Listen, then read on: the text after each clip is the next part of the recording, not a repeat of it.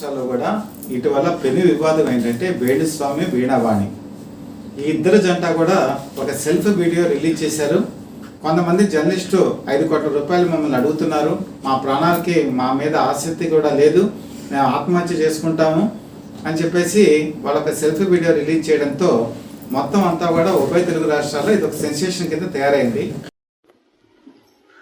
ఓం నమో వెంకటేశాయ. నన్ను జర్నలిస్టు మూర్తి గారు 2017లో మహా టీవీలో ఉన్నప్పుడు నా మీద దాడి చేయడం ప్రారంభించినారు. నన్ను మ్యాక్సిమం నాశనం చేయడానికి తీవ్రమైనటువంటి ప్రయత్నాలు చేసినారు. అప్పుడు నేను వాళ్ళు అడిగినటువంటి డబ్బులు నేను ఇవ్వలేదు.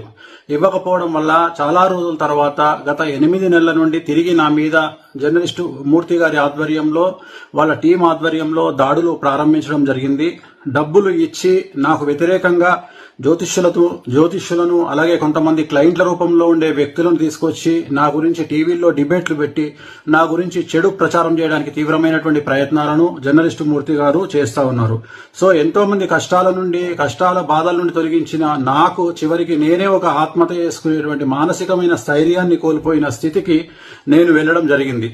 సో చాలా చాలా చాలా చాలా గత 8 నెలల నుండి సుమారు 15 కేజీల బరువు తగ్గిపోవడం జరిగింది. సో ఇదంతటికి కారణం ఒక వీడియోని మీకు చూపిద్దాం అనుకుంటున్నా. ఆడియో వినాలని కోరుకుంటున్నాను. నువ్వు నాకు మెసేజ్ చేశాక నేను మళ్ళీ మెసేజ్ చేశాను, like you want me to wait అది ఇది అని చెప్తే లేదు ఇక్కడ ఇంకా లేట్ అయ్యేలా ఉంది, ఇది అలా సింపుల్ గా కూర్చొని మాట్లాడుకునే మ్యాటర్ కాదు కదా, మళ్ళీ అందులో ఇంకా ఎందుకు రిస్క్ ఫోన్ లో మాట్లాడడం అన్నట్టు నేనైతే మెసేజ్ పాస్ చేశానమ్మా. ఏమన్నాడంటే 5 లక్షల, సరిగ్గా విన్నావా, 50 లక్షల, 5 లక్షల, 5 కోట్ల, 5 అన్న ఫిగర్ నువ్వు ఒకటే చెప్తున్నావు అంటే నేనన్నా, నేను కూడా షాక్ తిన్నాను. 5 అని అన్నాను, గుర్తుందా నీకు? 5 అని చెప్పేసి నువ్వంటున్నావు సిఆర్ అని, నేనంత ఎక్స్పెక్ట్ చేయలేదు 5 సిఆర్ అని. నేను బయటకు రాగానే ఏమన్నాను, అంత అయితే అఫోర్డ్ చేయలేడు అని చెప్పానా? అమర్ ఒక్కటి చెప్పనా, ఈ సోషల్ మీడియా ఈ పోస్టుల కోసం ఆ కోసం ఆయన లైఫ్ స్టైల్ ఏదో బయట పెట్టుకుంటాడు, కానీ ఆయనది ఇంటర్నల్ గా లైఫ్ స్టైల్ ఏందో నాకు తెలుసు. ఇప్పుడు ఆయన ఎంత బ్రాండెడ్లు వాడి ఎంత షో ఆఫ్ చేసుకున్నా కూడా లోపల లైఫ్ ఏంటిదన్న నాకు తెలుసు కదా.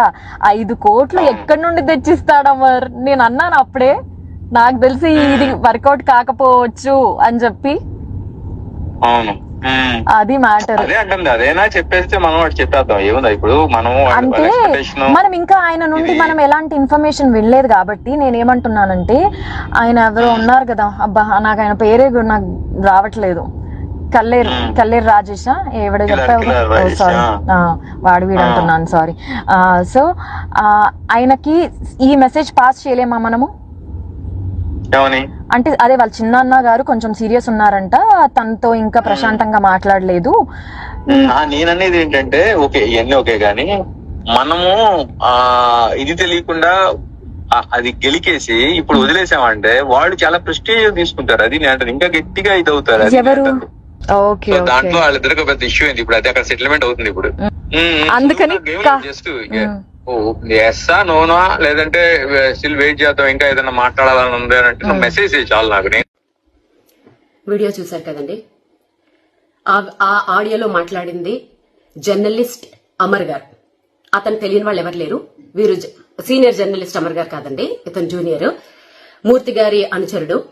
ఇతను TV5 మహా టీవీ అన్నిట్లోనూ పనిచేశాడు. ఇప్పుడు ఎక్కడ చేస్తున్నాడు ఒకటి తెలియదు, ఛానల్లో ఉన్నాడు, జర్నలిస్ట్ అనమాట.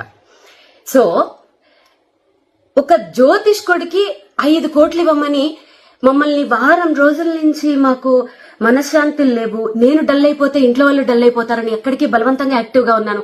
ఇద్దామంటే 5 కోట్లు అంటే మాట్లాడండి. నా బంగారం, నా కూతురు బంగారం కూడా అమ్మినా దాంట్లో 5% కూడా రాదండి.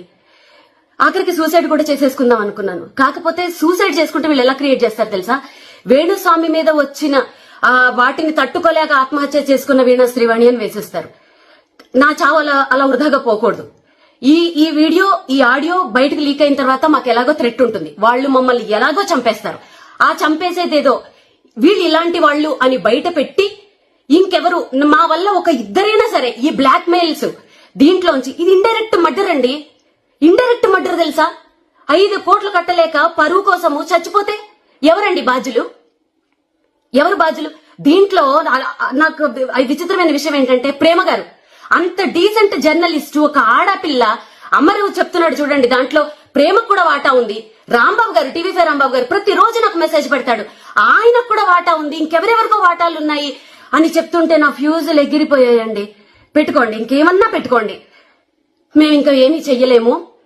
ఇది మా మరణ వాంగ్మూలం అనుకోండి, ఏమన్నా అనుకోండి.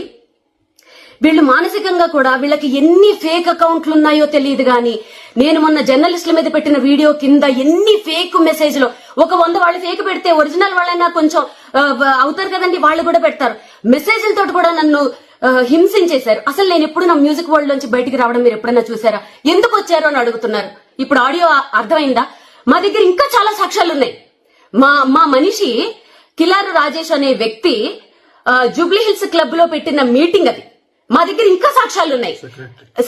ఆయన సెక్రటరీ జూబ్లీ హిల్స్ క్లబ్ కి, అక్కడ పెట్టిన మీటింగ్, అక్కడికి వెళ్ళింది నా పర్సన్. ఇంకా మా దగ్గర చాలా సాక్ష్యాలు ఉన్నాయి. అప్పటి వరకు మమ్మల్ని బతకనిస్తే మేము ఇంకా బయట పెడతాం. ఈ వీడియో చూసిన తర్వాత మాకు జర్నలిస్టులే సపోర్ట్ చేస్తారా, బ్రాహ్మణ సంఘాలే సపోర్ట్ చేస్తాయా, చదువుకున్న వాళ్ళు సపోర్ట్ చేస్తారా, పోలీసులు సపోర్ట్ చేస్తారా, లాయర్లు సపోర్ట్ చేస్తారా? మీరు దీన్ని సుమోటోగా తీసుకుని, ఒక ఆడపిల్ల అనుకోండి, ఒక ఫ్యామిలీని అనుకోండి, ఇలాంటి 5 కోట్ల జ్యోతిష్ అని చెప్పినందుకు 5 కోట్లు మీరు డిమాండ్ చేసి బ్లాక్ మెయిల్ చేస్తున్నారంటే మీరు మిగిలిన వాళ్ళ దగ్గర ఎంత చేస్తున్నారు? ఎంతమందిని చంపేస్తున్నారు మీరు? మేము చచ్చిపోయినా పర్వాలేదు, ఈ కేసుని ఎవరైనా సుమోటోగా తీసుకుని మమ్మల్ని కాపాడితే మేము నెక్స్ట్ వీక్ కూడా బయట పెడతాం. లేదంటే ఇదే మా ఆఖరి వీడియో అనుకుందాం. ఓం నమో వెంకటేశాయ. అయితే అవతల పక్క జర్నలిస్టులు కూడా ఏం చేశారంటే, మేము 5 కోట్లు మేము ఎప్పుడు కూడా డిమాండ్ చేయలేదని చెప్పేసి వాళ్ళు కూడా వెళ్ళి పోలీస్ కంప్లైంట్ ఇచ్చారు. ఇప్పుడు కథంతా కూడా ఒక మలుపు తిరిగింది. అసలు ఏంటి ఈ జ్యోతిష్యం అంటే ఏంటి? అసలు వేణుస్వామి ఎందుకు ఇలాగ వివాదంలోకి వెళ్తున్నాడు? గతంలో కనుక చూసుకుంటే ఈ వివాదం బాగా రచ్చకెక్కింది ఎక్కడంటే నాగ చైతన్య, శోభిత ధూళిపాళ, వీళ్ళిద్దరూ కూడా ఎంగేజ్మెంట్ జరిగినప్పుడు ఎవరు అడిగారు ఈయన చెప్పమని? వేణు వెళ్ళి వీళ్ళ బంధం ఎక్కువ కాలం ఉండదు, 2027 సంవత్సరంలో వీళ్ళు విడిపోతారు, అది ఒక అమ్మాయి కారణం వల్ల విడిపోతారని చెప్పి ఒక అడగకుండానే జ్యోతిష్యం చెప్పాడు. తప్పు కదా? ఇప్పుడు వాళ్ళు అడిగారా వేణుస్వామిని మీ జ్యోతిష్యం చెప్పండి అని అడిగారా?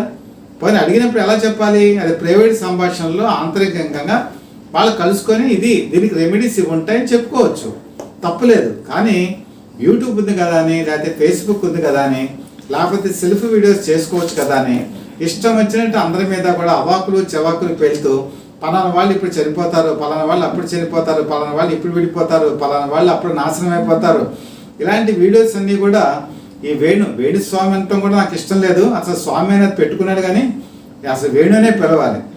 ఈ వేణు అన్నతను మొత్తం సోషల్ మీడియాని తన ఇష్టానురీతం వాడుకున్నాడు. మరి వాడుకున్న ఫలితంగా ఏమైందంటే, సరే కొంతమంది జర్నలిస్టు వీళ్ళు కలిసి వెళ్ళి ఆ రోజు ఇతని మీద కంప్లైంట్ కూడా రేజ్ చేశారు. అది ఎవరికి? హ్యూమన్ రైట్స్ కమిషన్కి, అలాగే లేడీస్కి సంబంధించినటువంటి అథారిటీస్కి వీళ్ళు కంప్లైంట్ ఇచ్చారు. ఇలా అందరి మీద ఇష్టానుసారం ఇలా జ్యోతిష్యం చెప్తున్నాడని పోలీస్ కంప్లైంట్ రేజ్ చేయలే. సరే అక్కడతో ఆ వివాదం ముగిసిపోయింది. ఇంకా ఆ తర్వాత నుంచి కనుక చూసుకుంటే అసలు ఇతను చేసినటువంటి పూజలు ఏంటి, అసలు ఈ కన్య పూజలు ఏంటి, యోని పూజలు ఏంటి, తర్వాత ప్రతి ఒక్కరికి నీకు కలసర్ప దోషం ఉందని చెప్పడం ఏంటి, ఇలాంటి వీడియోలు అనేకమైనవి బయటకు వచ్చాయి. చాలామంది బాధితులు కూడా బయటకు వచ్చి వాళ్ళ బాధలన్నీ చెప్పుకున్నారు. అప్పుడైనా సరే వేణుస్వామి చేయవలసిన పని ఏంటంటే, నేను ఈ పనులు చేశానో చేయలేదనో, లేకపోతే ఈ రకంగా జరిగిందనో ఏదో క్లారిఫికేషన్ ఇచ్చుకోవాలి. మనం ఒక్కసారి మన లైఫ్ పబ్లిక్ లైఫ్లోకి వెళ్ళిపోయిన తర్వాత మన గురించి ఎవరైనా ఏదైనా అనుకుంటున్నప్పుడు దానికి తగ్గ క్లారిఫికేషన్ ఇచ్చుకోవాలి. నా వల్ల ఇలా జరిగింది, నా వల్ల ఇలా జరగలేదు, నా వల్ల ఇలా పొరపాటు జరిగింది, నా వల్ల ఇలా పొరపాటు జరగలేదు అని క్లియర్ కట్గా ఇచ్చుకోవాలి. అంతేగాని మేము ఆత్మహత్య చేసుకుంటాం, మాకు బ్రాహ్మణ సంఘాలు అండగా రావాలి, తర్వాత జర్నలిస్ట్ అండగా రావాలి అంటే మీరు చేసిన పనులు ఏమిటి, వాటికి ఉన్న పరిణామాలు ఏంటని మీకు మీరు ఆలోచించుకోవాలి. అది ఎవరికి వాళ్ళు విజ్ఞతతో ఆలోచించుకొని ముందడిగేయాలి. అప్పుడు లేనిటువంటి విజ్ఞత ఇప్పుడు ప్రదర్శించి ఈరోజు వివాదం ఇంత తీసుకొచ్చుకున్నారు. ఒక విధంగా చూసుకుంటే సోషల్ మీడియాస్లో నేను అబ్జర్వ్ చేసింది ఏంటంటే, వేణుస్వామికి అసలు ఏమాత్రం కూడా స్పందన అనేది రావట్లా, ఎక్కడ మద్దతు అనేది కనిపించట్లా. ఒక వర్గం నుంచే దానికి మద్దతు వస్తుందా అని నేను చాలాసార్లు తలిచి నేను చూసిన తర్వాత ఈ వీడియో చేస్తున్నాను. ఎక్కడా కూడా అనే తిట్టేవాళ్ళే తప్ప ఇతను మంచివాడు, ఇతను బాగా చెప్పాడు జ్యోతిష్యం అని అన్నవాళ్ళు ఒక్కళ్ళు కూడా కనిపించలేదు. అంతవరకు కొన్ని ఛానల్స్ని ఆయన మేనేజ్ చేసుకుని వాళ్ళకి డబ్బులు ఇచ్చుకోను, లేకపోతే వాళ్ళని హైర్ చేసుకోను తన వీడియోస్ పెట్టుకున్నాడేమో తెలియదు. కానీ ఈ రోజు విషయంకి వచ్చేప్పటికి మాత్రం ఎవరు కూడా ఆయనకు అండగా నిలబెట్టేటువంటి పరిస్థితి ఉంది. ముఖ్యంగా జ్యోతిష్యం అనేది చాలా గొప్పది. జ్యోతిష్యాన్ని నేను కూడా నమ్ముతాను. జ్యోతిష్యం మనం నిజంగా ఎవరైతే అంకిత భావంతో పనిచేస్తారో వాళ్ళు మంచిగా చెప్తారో అది ఖచ్చితంగా ఫలిస్తుంది. కానీ దానికి కూడా కొన్ని నియమాలు నిబంధనలు ఉన్నాయి. అదేంటంటే మనం వెళ్ళి కోరి ఏమంటే నాకు ఈ సమస్య ఉంది అని చెప్పినప్పుడు వాళ్ళు దాన్ని అర్థం చేసుకొని మనకు ప్రైవేట్గా చెప్పినప్పుడు మాత్రమే దానికి ఒక సార్థకత ఉంటుంది. అంతేగాని మనకి అది తెలుసు కదా అని చెప్పేసి దేశంలో ఉన్నటువంటి విఐపీలు అందరి జాతకాలు చెప్పడం అనేది వేణుకి తగదు. స్వామి కూడా నేను పిలవట్లేదు, వేణుకి తగదు. ఎందుకంటే పాండిత్యం అనేది మన చేతుల్లో ఉన్నటువంటి ఒక పాశుపతాస్త్రం. దాన్ని ఎప్పుడు ఎలా వాడుకోవాలి, ఏ విధంగా దాన్ని ఉపయోగించుకోవాలి, మంచిగా ఏ విధంగా ఉపయోగించుకోవాలి, ఆధ్యాత్మిక కార్యక్రమాలకు ఏ విధంగా ఉపయోగించుకోవాలి, సనాతన ధర్మాన్ని ఎలా కాపాడాలి, అలాగే పేద మధ్యతరగతి ప్రజలకి ఏ విధంగా అండగా నిలవాలి, ఇది మనం నేర్చుకోవాల్సిన విషయం. వేణు చాలా చిన్న స్థాయి నుంచి మరి ఫిల్మ్ నగర్లో మరి ఆ రోజునటువంటి ముహూర్తాలకి వెళ్ళి కొబ్బరికాయలు కొట్టి పూజలు చేసినప్పటి నుంచి కూడా అతని గురించి వినున్నాను. నేను కూడా ఒక జర్నలిస్ట్గా 30 సంవత్సరాలు దాటిపోయింది నా జీవితం. ఆ జీవితంలో నాకు కూడా సినిమా ఇండస్ట్రీలో చాలామంది పరిచయాలు ఉన్నాయి. ఈయన పద్మాలయ స్టూడియోస్కి వెళ్ళటం, పద్మాలయ స్టూడియోస్లో పూజలు చేయడం, సూపర్ స్టార్ కృష్ణ ఇనిషియల్గా ఇతన్ని ఆదరించడం, ఆయన సినిమాలకి వాటికి ముహూర్తాలు పెట్టించడం అన్నీ చేసేవాడు ఆయన. కానీ ఆయనకు కూడా ఒకసారి వాళ్ళకి సంబంధించిన కార్యక్రమంలో ఆయన మనసుని కూడా నొప్పించేట్టుగా మాట్లాడాడు. ఎలాగంటే విజయమల కృష్ణ ఇద్దరు ఉన్నప్పుడు మీ కుటుంబంలో కొన్ని మరి మరణాలు సంభవిస్తాయని చెప్పేటప్పుడు ఆయన మనసు చివుక్కుమంది. ఆ తర్వాత వేణుస్వామిని దూరంగా పెట్టడం కూడా జరిగింది. ఓకే, మరణాలు అనేది ప్రతి కుటుంబంలో జరుగుతాయి. కానీ చెప్పే విధానం వేరు, చెప్పే పద్ధతి వేరు, చెప్పేటువంటి సమయం వేరు. అంతేగాని ప్రతి ఒక్కరిని కూడా భయపెట్టడం, తర్వాత దానివల్ల మీరు ఈ పూజలు చేస్తేనే ఇది రెక్టిఫై అవుతాయని చెప్పి 10 లక్షలు 20 లక్షలు డిమాండ్ చేయటం, ఆ డిమాండ్కి తగ్గట్టుగా వాళ్ళు ఇవ్వలేని పక్షంలో వాళ్ళు బాధపడటం, ఇవన్నీ కూడా తగునా? అంటే ఇది నిజంగా చేయకపోతే పర్వాలా, కానీ వేడి మీద వచ్చినటువంటి పుకాళ్ళు తర్వాత సోషల్ మీడియాలో రకరకాల మంది వ్యక్తులు చెప్తున్న దాన్ని బట్టి నేను చెప్తున్నా. ఇదే కనుక నిజమైతే వేణు ఇంకొకసారి ఆలోచించుకోవాలి. ముఖ్యంగా వీణావాణి, ఈవిడ సంగీత విద్వాంసురాలు. మరి వీణ మీద ఈవిడ 2015 నుంచి కూడా పాపులర్ అయ్యారు. భర్త ఇంటికి డబ్బులు తీసుకొస్తున్నప్పుడు ఏ పూజలు చేసి తీసుకొస్తున్నాడు, ఇది సక్రమమా అక్రమమా అని భార్య కూడా ఆలోచించుకోవాలి. అంతేగాని గుడ్డిగా నమ్మటం, గుడ్డిగా ఏం చెప్తే అది వినటం, అలాగే తనకున్నటువంటి పాండిత్యాన్ని ఇలాంటి పనికిమాలినటువంటి వాటికి మరి తనకున్నటువంటి పరపతిని ఉపయోగించుకోవడం కూడా ఆవిడకి తగునా అని చెప్పేసి చాలా మంది ప్రశ్నిస్తున్నారు సోషల్ మీడియా సాక్షిగా. దీనికి వాళ్ళిద్దరు కూడా సమాధానం చెప్పుకోవాల్సిన పరిస్థితి వచ్చింది. నిజంగా గనక వాళ్ళని ఎవరైనా గనక 5 కోట్లు గనక బెదిరించున్నట్టయితే పోలీసులకి వాళ్ళు రిపోర్ట్ చేయాలి, ఆధారాలు చూపించాలి. ఆధారాలు చూపిస్తే ఎవరు ఎంతటి వాళ్ళైనా సరే తెలంగాణ పోలీసులు వదిలిపెట్టరు. ముఖ్యంగా ముఖ్యమంత్రి రేవంత్ రెడ్డి ఈ విషయంలో చాలా నిక్కచ్చిగా ఉంటారు. ఒకవేళ గనక వాళ్ళు చేసినటువంటి ఆరోపణలు గనక తప్పని గనక నిరూపితమైతే అది ఖచ్చితంగా ఎమోషనల్ బ్లాక్మెయిల్ అవుతుంది. రేపు మరి వేణు కూడా దానికి సమాధానం చెప్పుకోవాల్సిన పరిస్థితి ఏర్పడుతుంది. ఎందుకంటే అమాయకులైనటువంటి జర్నలిస్టుల మీద అభాండాలు కనుక వేస్తే దాని ఫలితం కూడా మరి ఆ విధంగానే ఉంటుంది. ఎందుకంటే వాళ్ళకి సమాధానం చెప్పుకోవాలి, రేపు లీగల్గా సమాధానం చెప్పుకోవాలి, పోలీసులకి సమాధానం చెప్పుకోవాలి. ఫ్యాబ్రికేటెడ్ వీడియోస్ సృష్టించినా ఏం చేసినా కూడా అది కూడా పెద్ద క్రైమే. కాబట్టి రాను రాను వేణు తనకున్నటువంటి పరపతిని కోల్పోయారు కూడా, ఆల్రెడీ కోల్పోయారు. ఇప్పటికైనా సరే మిగతా జ్యోతిష్కులు ఆలోచించుకోవాల్సిన విషయం ఏంటంటే ఎక్కడైనా ఎవరైనా ఇన్వైట్ చేసినప్పుడు మనం ఎంతవరకు మాట్లాడాలి, ఎంతవరకు మనం ఉండాలి, ఎంతవరకు చెప్పాలి జ్యోతిష్యం, ఈ పరిమితులు నిర్ణయించుకొని వెళ్తే మంచిది. పరిమితులు దాటితే మాత్రం మరి ఇలాంటి కష్టాలు తప్పవు, నష్టాలు తప్పవు. ఒకసారి అందరూ కూడా ఆలోచించుకొని విజయంతో ముందుకెళ్ళవలసిన అవసరం ఎంతైనా ఉంది. ముఖ్యంగా సత్యవ్రత పీపుల్ లైవ్ టీవీ ఈ రోజు కనుక చూసుకుంటే ప్రపంచవ్యాప్తంగా యూట్యూబ్లోను ఫేస్బుక్లోను ప్రత్యక్ష ప్రసారాలని అందజేస్తుంది. మీ సపోర్ట్ మాకు అందజేయండి. మీరు బెల్ ఐకాన్ ప్రెస్ చేసి మీరు సబ్స్క్రైబ్ చేసుకున్నట్టయితే ఇమీడియట్గా ఈ ఛానల్ని సబ్స్క్రైబ్ చేసుకోండి. మీ ఫ్రెండ్స్కి, రిలేటివ్స్కి అందరికీ కూడా ఈ వీడియోని షేర్ చేసి మీ సపోర్ట్ మాకు అందజేయవలసిందిగా మనస్ఫూర్తిగా కోరుకుంటూ మీ చీఫ్ ఎడిటర్ టీవీఎస్ఎస్ కృష్ణప్రసాద్.